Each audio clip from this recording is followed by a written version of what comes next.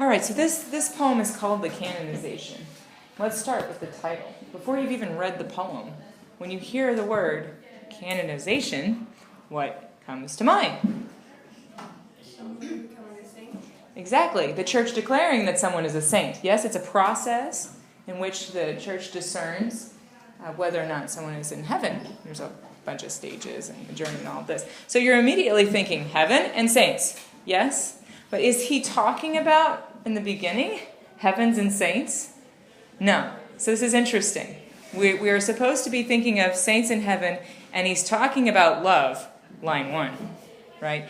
Who is he talking to, at least in the beginning of the poem? What did we think about that? You can gather some ideas about the person being addressed from the poem. Is it his lover? Well, is he talking about to his lover?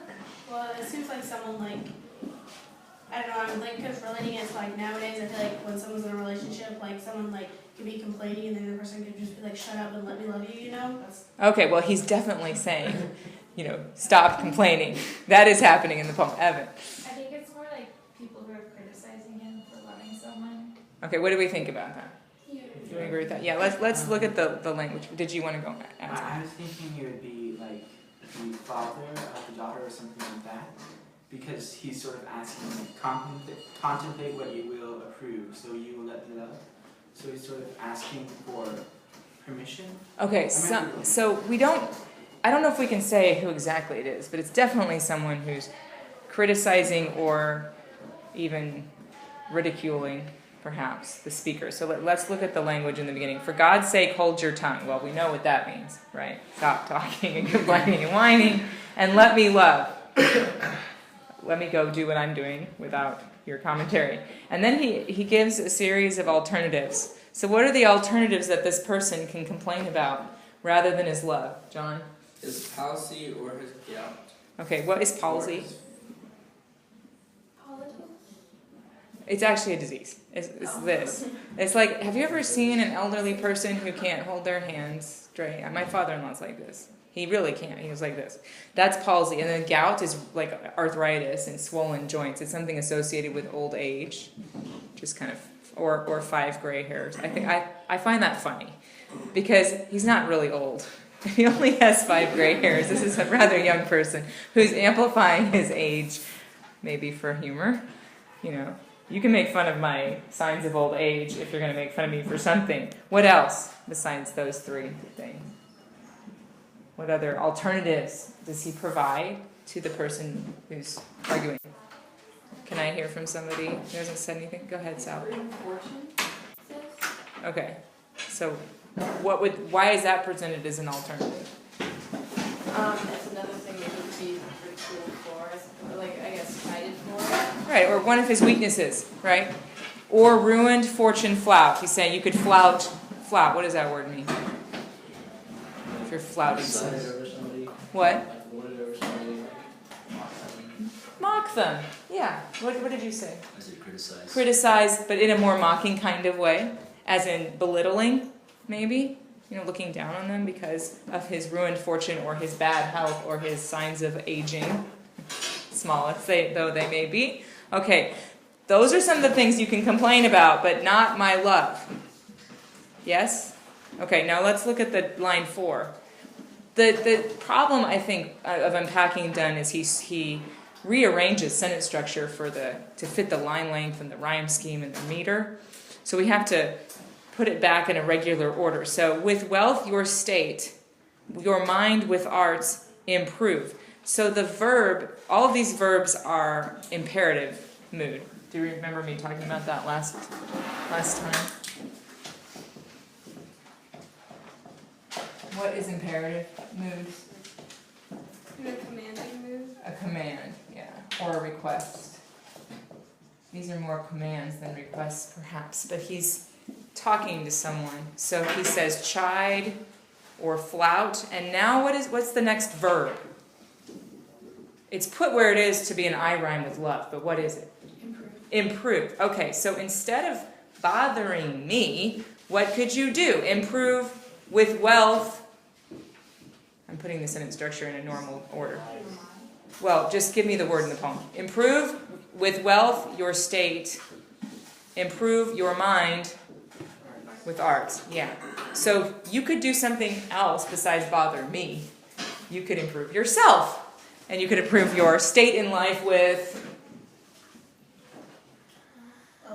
generating money and wealth for yourself. Or you can improve your mind by being involved in the arts. Literature, poetry, visual art, all of those kinds of things. And then he goes on, take you a course. I don't know if course means class as it would now. It might mean just a path in life. But take you a course, get you a place. That has a very particular meaning. He's talking about court. This is England in the 1600s. So you're going to have the king who has a court around him of nobility. So if you get a place in court, it means that you become a courtier for the king. It's a way of advancing yourself socially. So you can improve your mind, you can improve your wealth, you can improve your social status. So it would be nice to take someone to court? In this sense, because you'd be involved in the king's court. Not like a court of law. That's not what I'm talking about. I'm talking about the group of people that hangs around royalty and has some influence over the king, or at least develops a social, elevates themselves socially because they're associated with a group of people that are aristocratic.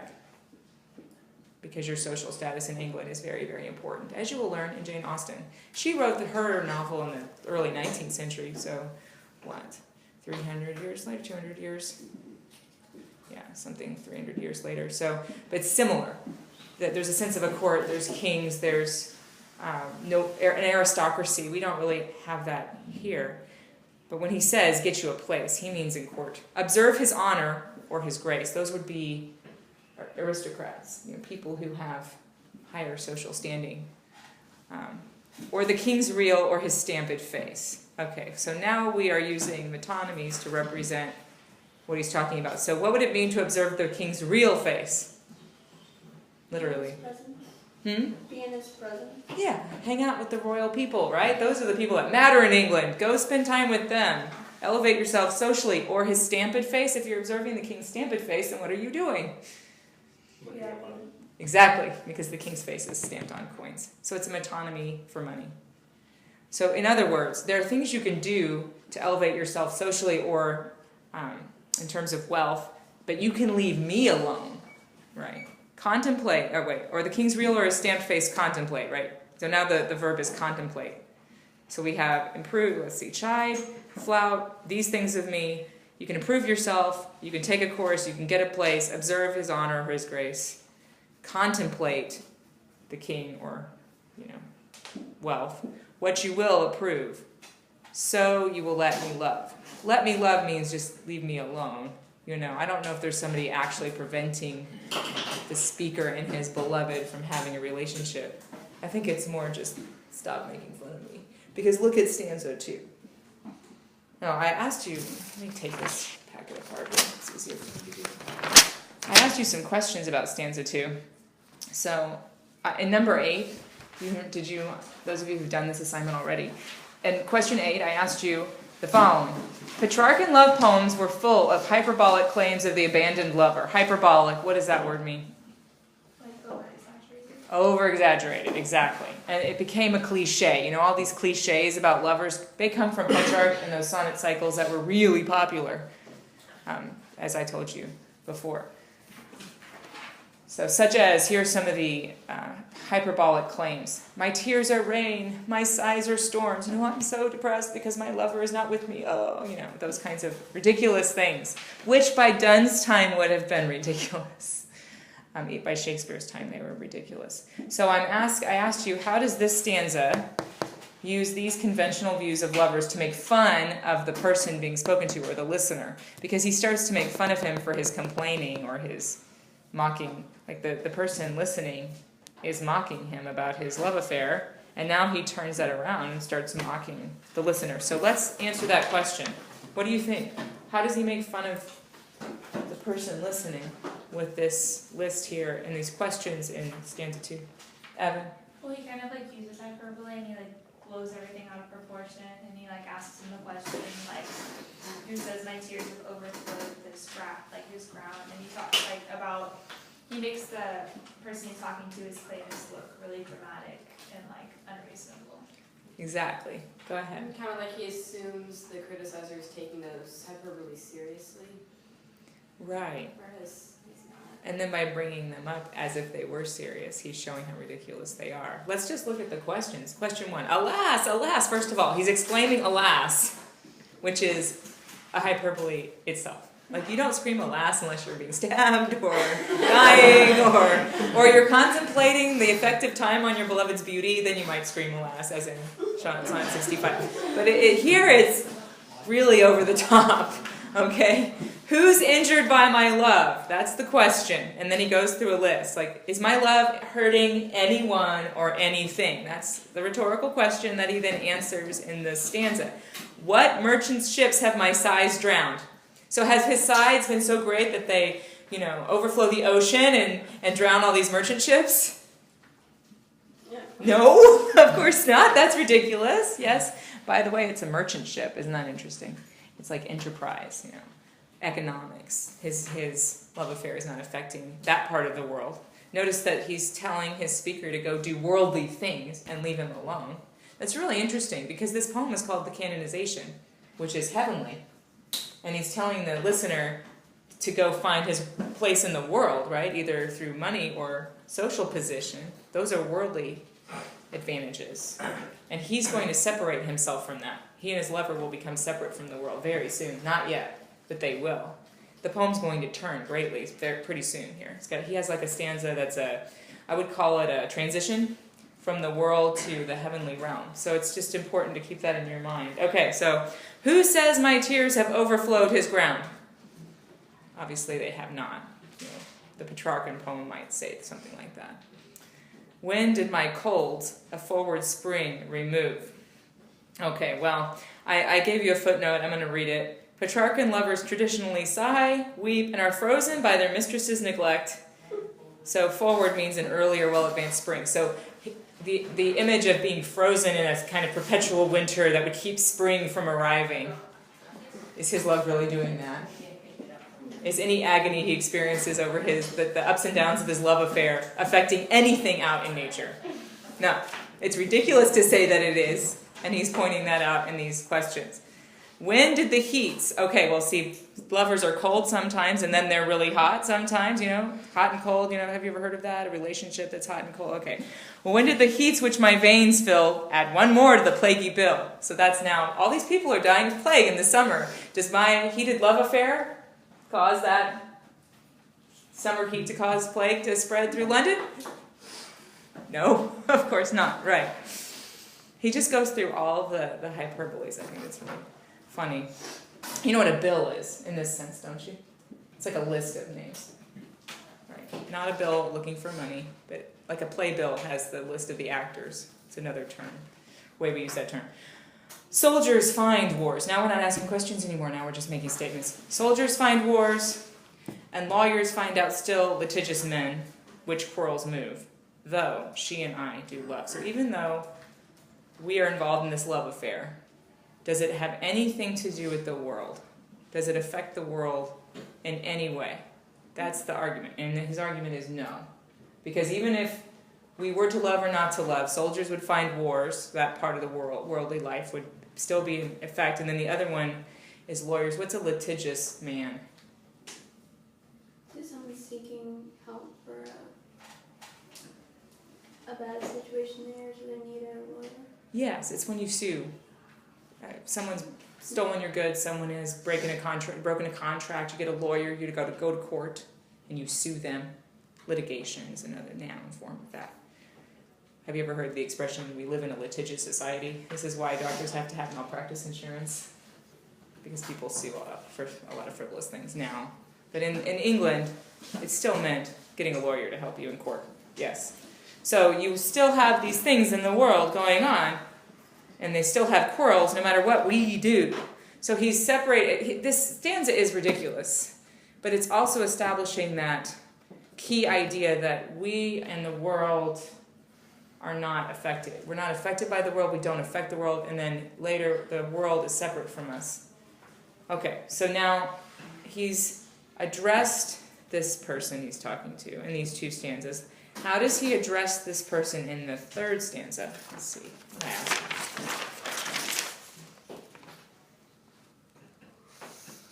Okay. Let's just read it. Line 19. Call us what you will. Call us what you will. He's just getting rid of that extra syllable. Call us what you will. We are made such by love. Okay, what does he mean? We are made such by love. We have to kind of imagine what this other person might have been saying. Mm-hmm. Is it like fate had them come together to love each other? Like it was just destined to be? Okay.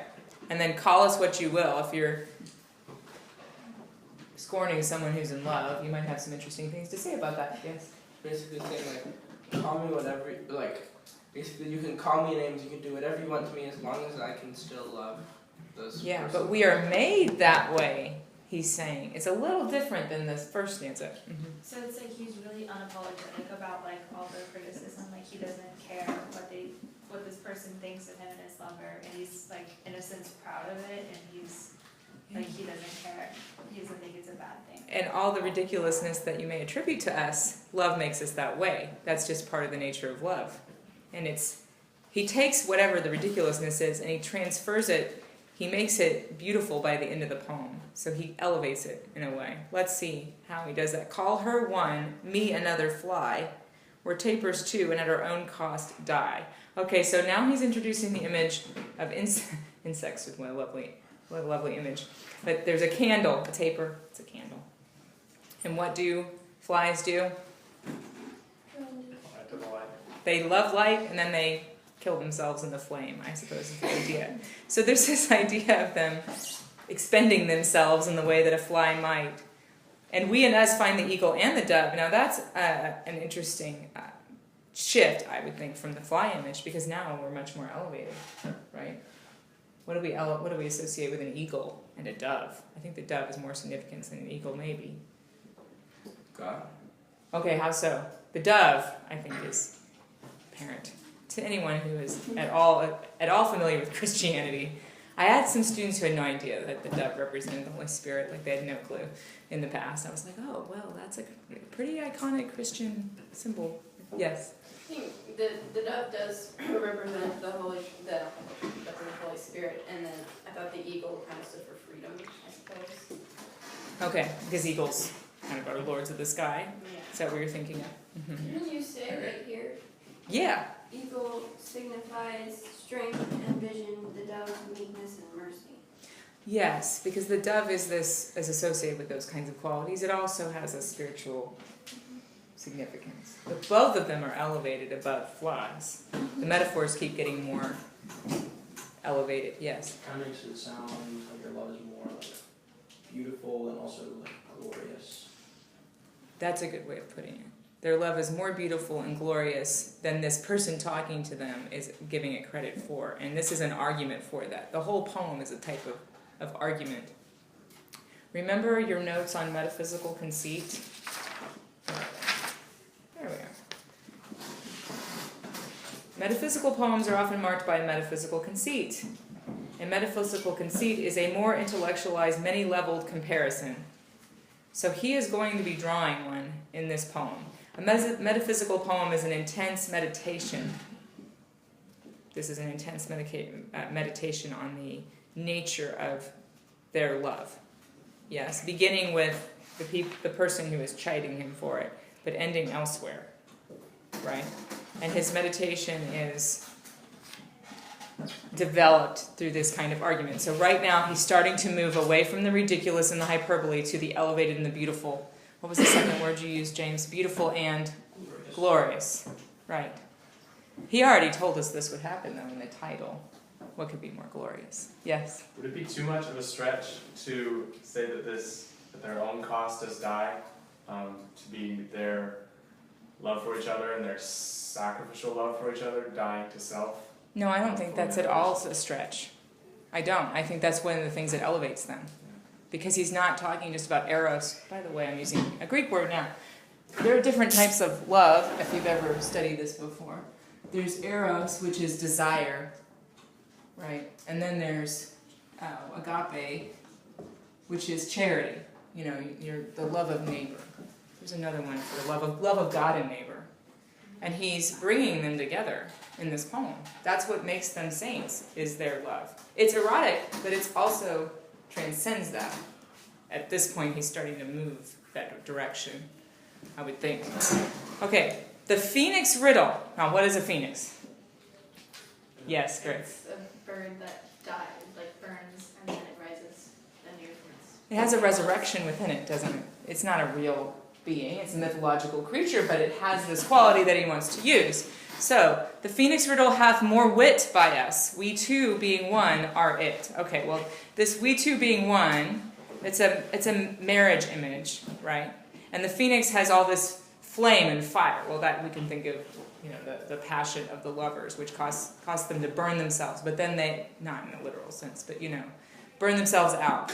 But then they rise again from the ashes. There's that kind of rebirth imagery there, resurrection imagery. So to one neutral thing, both sexes fit. We die and rise the same. Wow. Well, if you were wondering if the resurrection is here, it's right there in line 26. Because what is a saint?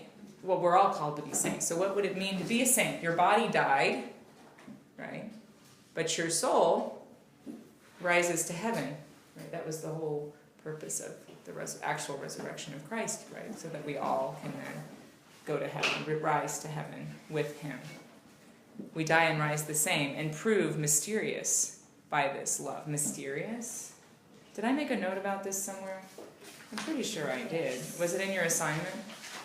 Oh yeah, it was. I asked you, what does he mean by mysterious? Consider especially the Christian idea of religious mystery. Because, you know, mysterious can mean just like a puzzle you're trying to solve, but it has more of a meaning than that. What did you guys say about that? Jet? Well, it's like a sacred mystery, so we can't fully comprehend it as humans. As humans, but it pertains to God and the reality of heaven, right? We prove mysterious. Our love transcends the earth. It brings us to a more spiritual level. But he's not quite there yet, because we just said we die and rise, so he's getting there. But when you die, now think about saints. We don't live in Europe, so we just don't see this the way that someone in England would have seen. If you lived in England in his time, this would have been, any church you walked into would have this. Every saint has a tomb, right? Or at least a place where their relics are laid. Not every saint, but a lot of saints do. And people go on pilgrimage to those holy places, right? To pray. A big one in England would be Canterbury Cathedral, where, okay, let me remember who it is. Is it Thomas of Becket? Yeah, St. Thomas of Becket was murdered there, and his relics are there. So that's what he starts talking about, tombs and all those kinds of things. Saints are associated with those things. So when he's talking about dying, he uses the image of dying. And I don't think it's a stretch at all, Josh. I think that's a metaphorical dying. I mean, he's not talking about them literally dying. But there's something about their love that is a kind of death. And so he uses all the death imagery that has to do with saints in the next stanza. We can die by it, if not live by love. Remember, he's been made fun of for loving. He's been told his love affair is absurd, and so on. So fine, we can't live by it, then we can die by it. And what does that mean? If unfit for tomb or hearse our legend be, it will be fit for verse. All right, well, what's a legend? Did I give you a note about that too? Pretty sure I did. Somewhere. Maybe I didn't. Well, a legend is a story of a saint. That's what that term originally means, like this saint story. Isn't that interesting? I'm surprised I didn't give you a note. I should have. Let me put a note to myself to add it later. I think I learned that from the Norton Anthology of Poetry. This poem is in there, and they have, it's not, I can write with it on my pad. Okay, so if a legend is the story of a saint's life, if unfit for tomb or hearse our legends be, well, now they're being associated with saints. I'll put a note there. It will be fit for verse. So what's verse? Poetry. And what is he doing right now? Writing a poem about their love. This is their tomb. This is the holy shrine. And if no piece of chronicle we prove, which is another term for like the history of a great men, including saints. I did put a note about that, didn't I? I did. Maybe I didn't. No, I did. In question 18, I did. No piece of chronicle refers to prose history recording great deeds. Okay. And if no piece of chronicle we prove, we'll build in sonnets pretty rooms. Now that's interesting. Did you know that the word stanza, which is a unit of a poem, is an Italian word, and what does it mean? It means room, which is really interesting. Like poetry has a sense of each stanza being its own little room that develops part of the poem, and then you move into the next room, which develops the poem more, and he's using that pun there. We'll build in sonnets pretty rooms. Yes, John? Yes, that's it. As a well-wrought urn becomes the greatest ashes, as half-acre tombs. Now think about, what's a half-acre tomb? Oh, yes. A mausoleum so great it covers half an acre. Only a king would be buried in that kind of, what do I want to say, mausoleum tomb, right? And only a well-wrought urn is going to hold the ashes of a great person, right? Okay, so as a well-wrought urn, this is a simile. So what is going to hold them in their death the way that a well-wrought urn and a half-acre tomb would hold the remains of some great and wealthy individual? Yes. This is maybe exactly what we're looking for, but a church could cover half acre, right? Sure.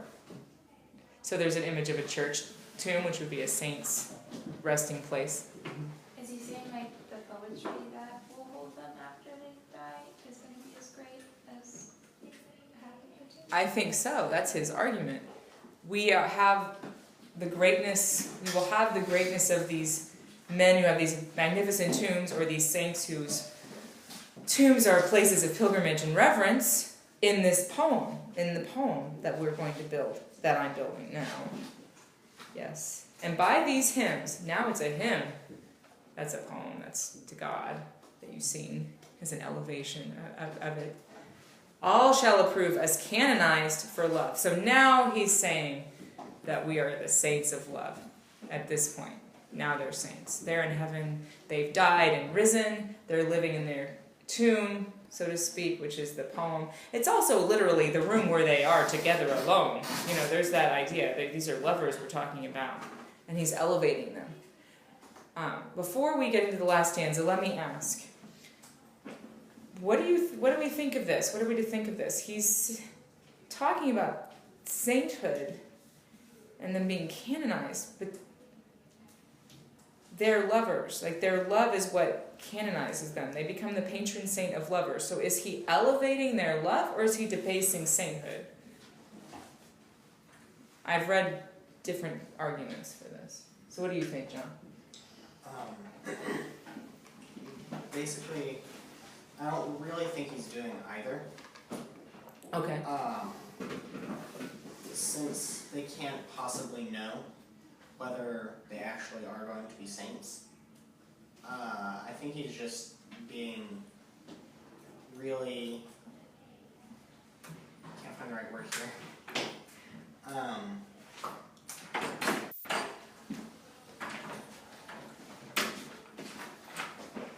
Let me ask Joe and see if he can think of it. Alright. Well, it seems as if their love is their means to obtain sainthood. So, Okay.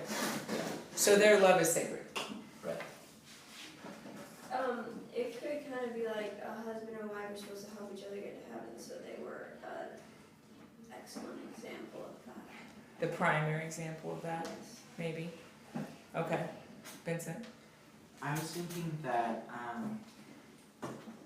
that they're elevating their love because sort of, if they're sort of making a mockery of sainthood, then I think that sort of be before their turn and they start talking about call us what you will, we are made such by love. I think it would come before that Okay. because Well, I don't mean is the poet meaning to make a mockery of sainthood. Is he achieving that anyway? Like, does the person who is addressing the speaker, does he have a point or not? Like, does he have a case, or is the speaker persuasive?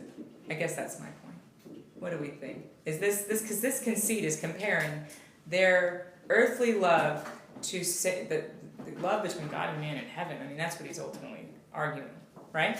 That's the conceit he's building by talking about tombs and hearses, and this poem is their tomb, metaphorically speaking, and every saint has a tomb. And we are the patron saints of love. So, as the next stanza will show. Go ahead. I don't know. The first few stanzas kind of made me think of a petty teenager, I suppose. We're in love, and so Right. if you try to compare that to sainthood, that seems like it's degrading sainthood. But then he does elevate his love,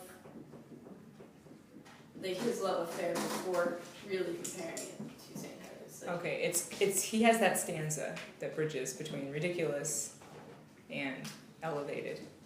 So you're arguing it is persuasive. I don't think we have a right answer. I mean, it's what you think. I've read critics who've gone both ways with this poem, so it's interesting. I think it's not ridiculous. It's comparing his love to sainthood, but it does seem a little bit pretentious. Like just assuming that they'll be canonized and held up as examples, Our like poem, models. this poem is our tomb where everyone comes to invoke us. He does use the term invoke, by the way. And do you see that in line 37? What does it mean to invoke? Pray. When you're praying to a saint, you're invoking their aid. You're asking for their prayers, right? So this is what the people, now he's talking about those who will invoke them as the saints of love. And he's saying this is what they're going to say, and the rest of the poem is what those people who invoke them will say to them as the saints of love. This is the prayer they will pray. Okay, and thus invoke us, quote, you meaning me and my lover are now the you. Do you understand that? How we've shifted in who's talking? Okay. You whom reverend love made one another's hermitage. Okay. What's a hermitage? it's sacred, but not. It's where monks go for solitude and to get a deeper relationship with God. All right. So it's isolated from society. It's away from the world. Yes? And certain monks feel called to be in a hermitage where they're away from worldly concerns, so their only interest is a relationship with God. Separation from the world. What makes them have a hermitage? What separates them from the world? Their love. Their love does. Reverend love. Now it's reverend. That's a word we use when we talk about things that have religious significance. Okay. You, yeah, that's the first thing that these people invoking them will say. Who would be invoking the saints of love anyway? Lovers. Exactly. Lovers having trouble. We need some help. We're going to pray to these patron saints of love. This is why I'm wondering if it isn't profaning actual invoking of saints. You know what I mean? Like, there's a question in my mind about that. I don't know, when I read it, I didn't read it literally like people would pray to them. I just read it more as people will come to this poem and be inspired by the poem and then take action based on that. Right. But if we're comparing that to invoking saints to talk to God, do you see what I mean? Yeah. Okay. Well, I'll go on. You whom reverend love made one another's hermitage. You to whom love was peace that now is rage. Okay, so your love was the epitome of peaceful love and the proper kind of love, and now it's a disaster, it's rage. Our love is, the people invoking them. Now this is a very difficult image right now, this section here, so unpacking what he means in line 40 through 44 is hard. Who did the whole world's soul contract? So they contract the whole world's soul into their little hermitage.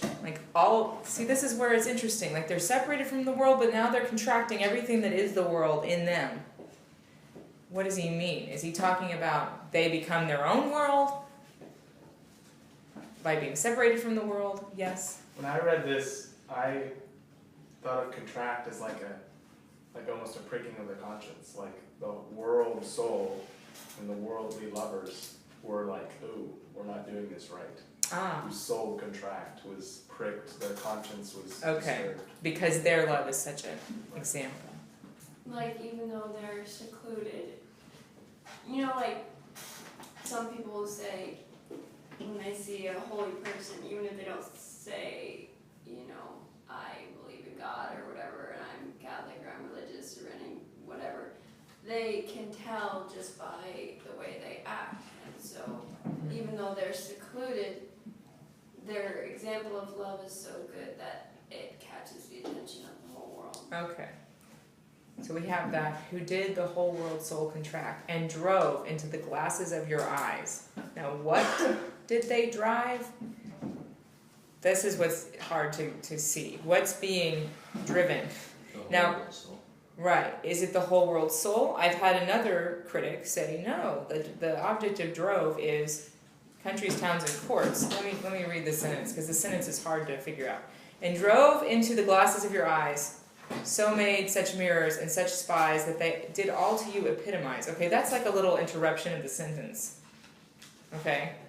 Drove into the glasses of your eyes, countries, towns, courts. So is it the countries, towns, and courts that are being driven into their eyes, which are reflecting the world? Or is it the whole world soul being driven into their eyes, and the countries, towns, and courts are begging? It's hard to figure it out, because I've read two different arguments as to what he's saying in this last part. Yes, James? I was gonna say, like, it really seems like the countries, towns, and courts are begging for this, like, pattern, this example of their love. Right. Yeah. It just seems to make sense, like, with a sentence. Because he doesn't have punctuation between countries, towns, and courts. You have to, like, mix it around in your mind to get the other meaning. Right. So if he's driving into the glasses of your eyes, glass is a mirror. That's what a looking glass.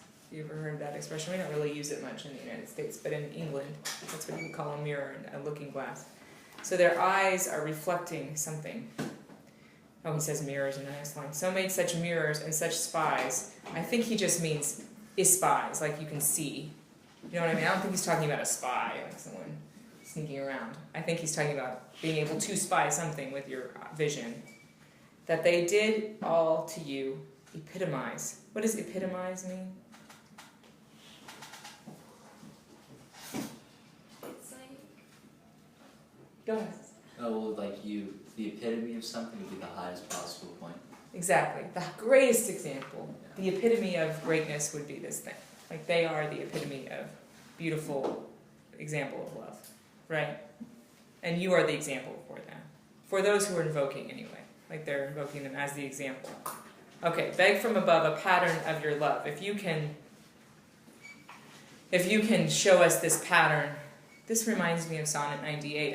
I didn't talk about it in class, but I did a whole lot on videos and analysis assignments. The idea of their love, of the beloved being the pattern of beauty, the pattern of anything wonderful, and then being separated from her is painful because she's the actual thing itself. That's what this tells me, the same image that their love is. The pattern of what love should be. It is love itself. Now, elevated to sainthood. All right, well, this is a wonderful example of a metaphysical conceit, which is why I gave you this poem. There's many reasons why, but this is one of them.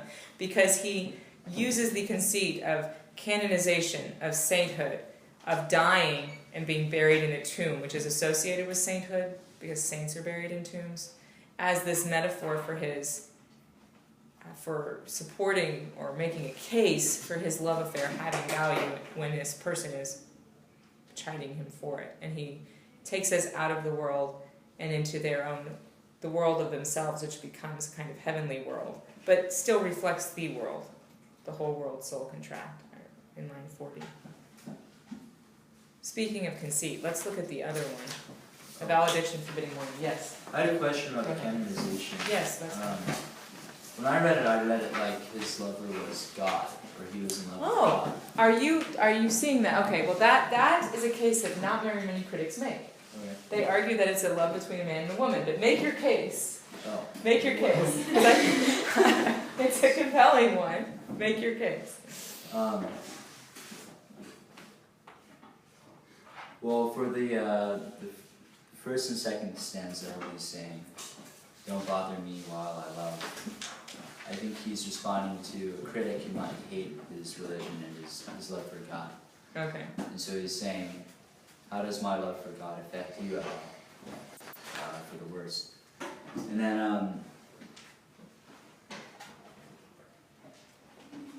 yeah, mysterious by this love is another sacred image. Mm-hmm. Two dying in one. It seems, I don't know, it seems like body and blood or whatever of Christ coming together as one. And then also, Christ being inside of us all, body and soul, when we receive Him. And so by love we're inspired to do that. And then die by it, it's an image of the martyrs, Mm-hmm. not live by it. Right. No, it is an image of martyrdom. I should have brought that up before. You know, a lot of our saints are martyrs. Go on. The only thing I think is difficult in this scheme is line 18. Because he says, though she and I do love. Line 20 also says her. Well, could it also be the church? Okay. See? So you have a defense. This is a good example of how there are ways to read poems and there isn't like a that's right or that's wrong. You have to make a case. Does this make sense? You have to make an argument. And if you want your argument to work, everything in the poem has to fit the argument. Right? And if something doesn't fit, then you have to rethink the argument. That's what I would say about that. Because most critics aren't going to agree with what you're saying right now. But that doesn't mean he's completely wrong. There's definitely religious imagery deliberately placed in the poem. And I even presented two alternatives in how we read this poem. Let's do, just from time standpoint, because we have 20 minutes, I want to make sure we do justice to a valediction forbidding mourning. Now this poem is addressed to his wife at a time when they were going to be separated, right? And he wrote a series of poems called valedictions, and this is one of them. A valediction is a farewell, it's a leave-taking. So you know that the person he's speaking to is his wife. So this is someone he deeply loves. Yes? Is he the person dying in the beginning? Well, I don't know if he's dying or just leaving temporarily. Where are you getting the dying? Oh, no, that's a simile. As this happens. So this happens. Yeah, he's comparing. We should look at that, though, because he does give us an image of dying in stanza 1. Let me take a second just to see what I asked you on this. Okay, yeah. We have to read the poem first. I think that's important, just to get the language back into our eyes and also our ears, because these are poems and they're meant to be heard. I don't think poems are entirely meant to be read. They're supposed to be read aloud. This is one of the reasons for meter and rhyme. Yes? Okay, question about the rhyme in this last poem real fast. The first and last line of every stanza ended with love. Mm-hmm. And then the 4th and 8th lines had I rhymes for love that didn't necessarily rhyme. When you're doing like the rhyming scheme, when you write that as A, B, B, A, C, C, C, A, A. Yes. That's so weird. But notice the cleverness of it. The only thing that really rhymes with love is love. The words that are supposed to rhyme with love don't actually rhyme when you say them out loud. They only look the same. Do you understand what I mean by that? Let's look. Like we have love, and then love at the end, and then what are the other rhymes? Remove. Improve. Improve. Remove. Move. They all have a oov instead of of. Approve. Approve. So You said Throw though. and above. dove's like the only one. Dove Right. and above. And above. So this is called I rhyme because it looks like it should rhyme. It's the same letters, but English is tricky. We have weird pronunciations for the exact same letters and 16 different ways to say the same sound too. It's just fun that way. But he does deliberately single out love for that, in that reason. And he does deliberately begin each stanza with love, the first line and the last line all have love. He begins with love and he ends with love in every single stanza of the poem. We could spend hours talking about the form. I wish we could. There's just more to Donne's ingeniousness, we could say. All right. But yes, it's I rhyme. Slant rhyme is where it doesn't exactly rhyme, but it's close enough. But I rhyme is specifically the same letters. It's just because of pronunciation. Don't rhyme. Okay, so let's see. Who did not read last time? Okay, Doe and Sally. So Doe, first 2 stanzas. Sally, second 2 stanzas. Who will read the next 2? Okay, John Lively, and then Joe, would you read the last 3? I guess you'll get 3. Go ahead. As virtuous men pass mildly away, and whisper to their souls to go, with some of the sad friends do say, now his breath goes, and some say no. So let us melt and make no noise, no tear floods, nor sight tempers move, 'twere profanation of our joys to tell the lady of our love. Moving of the earth brings harms and fears. Men reckon what it did and meant. But trepidation of the spheres, though greater far, is innocent. Dull, is it sublunary? Sublunary. Dull sublunary lovers love, whose soul is sense, cannot admit of absence, cause it doth remove the thing which elements it. For we by a love so much refined, that ourselves know not what it is, which are assured of the mind, careless, eyes, lips, and hands to miss. Our 2 souls, therefore, which are one, though I must go, endure not yet a breach, but an expansion, like gold to airy thinness beat. If they be 2, they are 2 so, as stiff twin compasses are 2. Thy soul, the fixed foot, make no show to move, but doth, if the other do. And though it in the centre sit, yet when the other far doth roam, it leans, and hearkens after it, and grows erect, as that comes home. Such will thou be to me, who must, like the other foot, obliquely run. Thy firmness makes my circle just, and makes me end where I begun. Thank you. Well, because we have 15 minutes, I want to make sure we get the structure. I'm glad that we read the way we did, because Joe started reading when the conceit of the poem is introduced. So you can put a little line right before where Joe started reading, because that's a shift. And then there's a shift between the first 2 stanzas, which is what Doe read, and then between the third and the fourth, right? And then between the 5th and the 6th. So we have like sections, 2 stanzas, 2 stanzas, 2 stanzas, and then 3 that develop his final argument in the poem. Now, I told you he's talking to his wife, from whom he would be absent. And I'm glad you asked that question, Jessica, about who's dying, because it brings to our mind the fact that he begins with somebody dying, but he's not meaning like he's dying, but he's using it as an image, or he's bringing it as it's a simile, which is a comparison. But why would you bring up a comparison to someone dying if you didn't want the mourning idea that comes with someone dying present in the poem? He's saying forbidding mourning, which is interesting too. Don't mourn our separation. Let's look at the very beginning. So the first 2 stanzas are the beginning simile. So you have 2 things in a simile and a metaphor. You have the vehicle, we call it. Yes, there's a term. Of course there is. The vehicle is the thing you're comparing to. And then there's the thing you want to understand using the metaphor. So as whatever it is, in this same way, so what I really want to talk about. Does that make sense? So look at stanza 1. As what? Virtuous. Pass mildly away. So what's happening to these men? They're dying mildly. This is not some dramatic death where people are moaning. This is not someone dying by the sword. This is a person dying quietly in their bed. Yes? So let's look at all the images. And whisper to their souls to go. So he's almost imagining like a man who's ready for death because he's virtuous, right? If you've lived a virtuous life, you have nothing to fear upon your death. Yes? Is the first stanza the vehicle and the second one the thing that we want to understand. Yeah. There's a word that I don't remember for that, but yes. Yes. Okay, just check. Yes. So as this, so, the word so tells you, okay, I'm telling you what I really want to talk about now that I use this simile to help us understand. Yes? As and so. like and as is another pattern for that.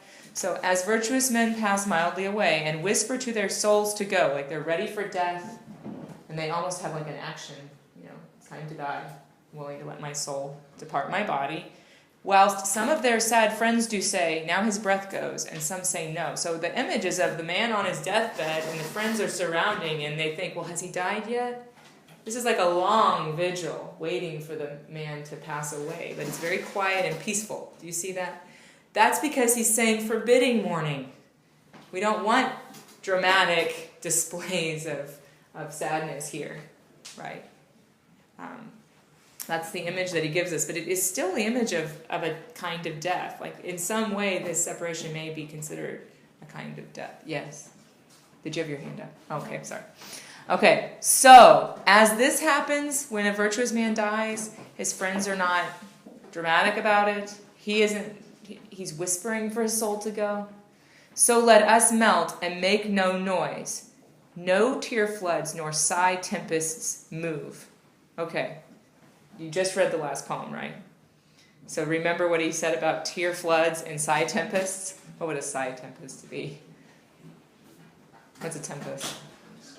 A storm. So we're just so sad that we are going to endure this separation, that we're going to cry, and it's going to be like storms, and we're going to cry so much our tears are like floods. This is exaggerated and hyperbolic mourning, and he says, we're not going to do that. Why? He gives the reason in line 7. What's the reason? Twere profanation of our joys. Go on. To tell the laity of our love. Okay, how is that related to not dramatically mourning their separation? Explain that section. So profanation is sort of like violating something holy. Mm-hmm. So he's saying that his joy with his wife is holy. And to sort of grieve, it's almost like he's saying, well, this isn't in accordance with our joy. It sort of contradicts it. Mm-hmm. What about it would be telling the laity our love? James? Well, sort of like bringing it down to like a common level. Sort of, I think that's what profanity is like treating something holy and sacred as common and mundane. Okay. I kind of saw it as like, it would be almost sinful to not rejoice in the person's. Well, I thought of it as someone dying, so it would be sinful to not rejoice in the person's possible salvation. In the metaphor, that would work, right? Yeah. Like they're not going to mourn the passing of a virtuous man. I mean, you mourn it, but you don't mourn it the way you would someone, if they were going to hell, right? There's a joy in that. Go ahead. Well, like the definition of laity is like the opposite of clergy, so it's like the clergy and the laity. Yes. And so when I read it, I thought of it as like they would be, like if they were super upset, then they would be kind of like letting the negative emotions, I feel like, of being sad know that they love, and like that would be profane to their joy. I don't know if that makes sense. And also, honestly, it might just mean that they're elevated above other lovers, right? Because they're not the laity. He's talking about God. Yes, Joe. We're only laughing with you. But yes. Okay, well, we only have 7 minutes, and it's so sad because this poem was wonderful, so I'm just going to rush through the next section. Okay, well, here's the other reason, and he uses another metaphor. He's talking about the earth. Now, we understand cosmology in a way that they did not at Dunn's time, so you have to imagine the worldview of people in Dunn's time. Moving of the earth brings harms and fears, right? Men reckon what it did and meant. So if there's an earthquake, do men worry about why it happened? Of course they do. But trepidation of the spheres, this is the idea that there are these circles around the earth and the heavens that move.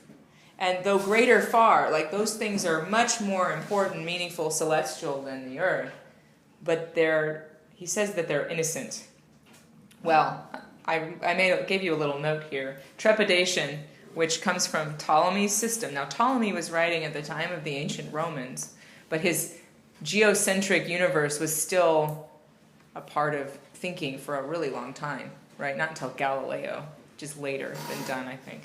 In Ptolemy's system, this was an oscillation of an outside sphere that was imparted to the inner spheres, meaning the heavens were these spheres in their understanding, okay?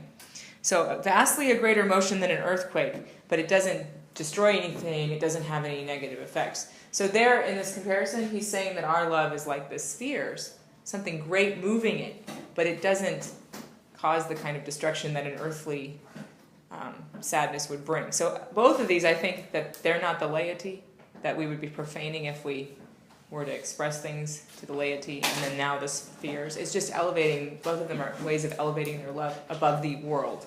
Does that make sense? We could go on about it. We just argue it over it if we wanted to, but we don't have time, sadly. Okay, and now if we weren't sure about that, dull sublunary lovers love. So other people whose love is under the moon, and I told you what that meant, right?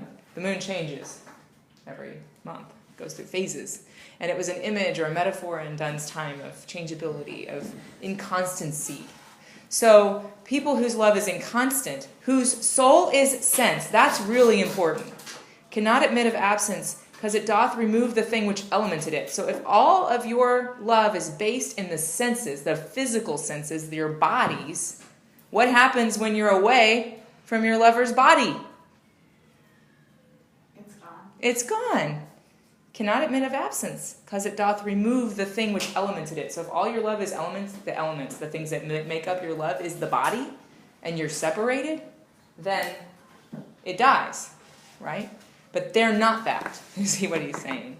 I know you want to say something. We have 5 minutes. Go ahead. Well, I was just going to say, it kind of, whose soul is sense goes back to the eros, is that how you pronounce it? Mm-hmm. Which is like desires and passions, right? Yes. As opposed to, Well, eros is more than that. I mean, it can be married love.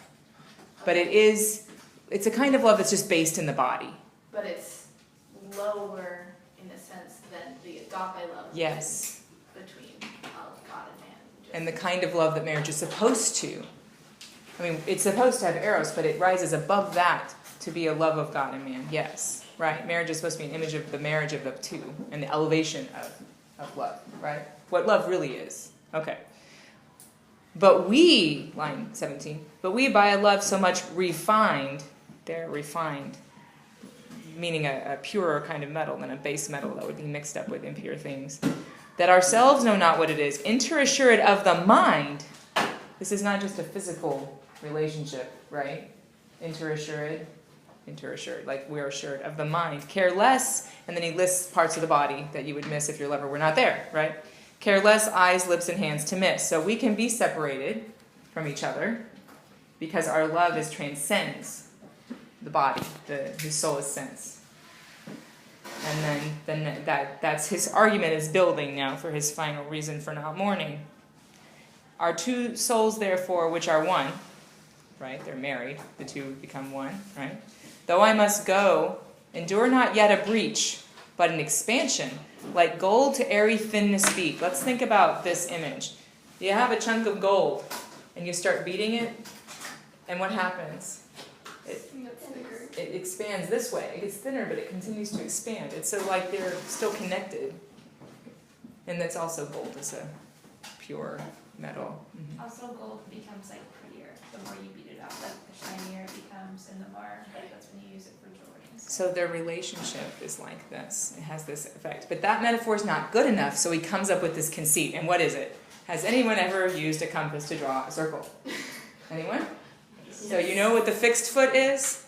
And there's another. I should have brought one. I had a compass, and then my toddler threw it in the trash or lost it or something. And, oh, you do.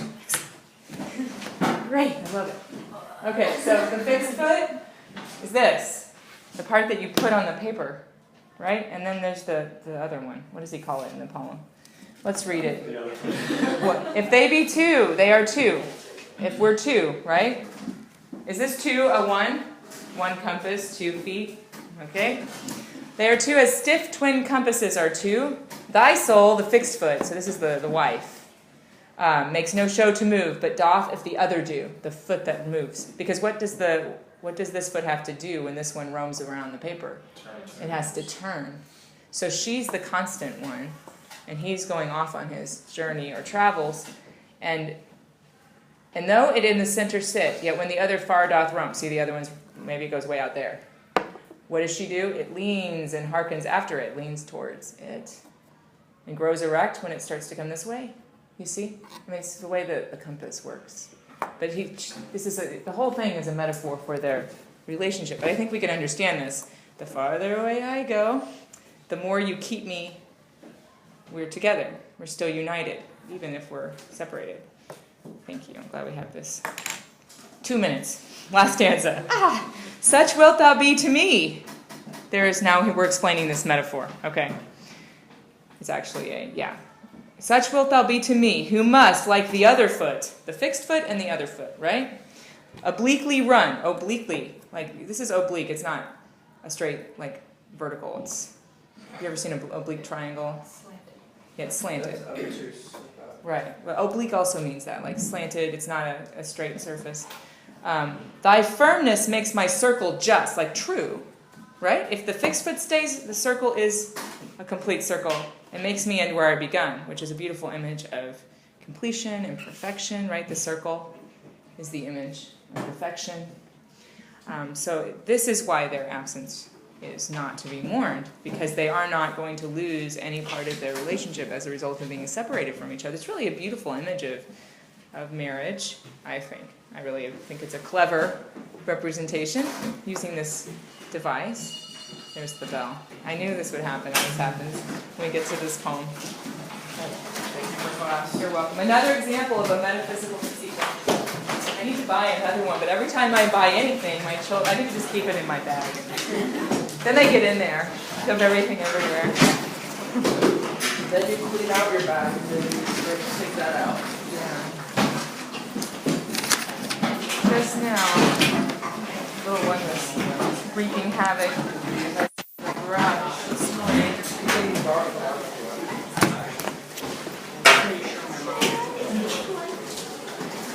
Especially the water.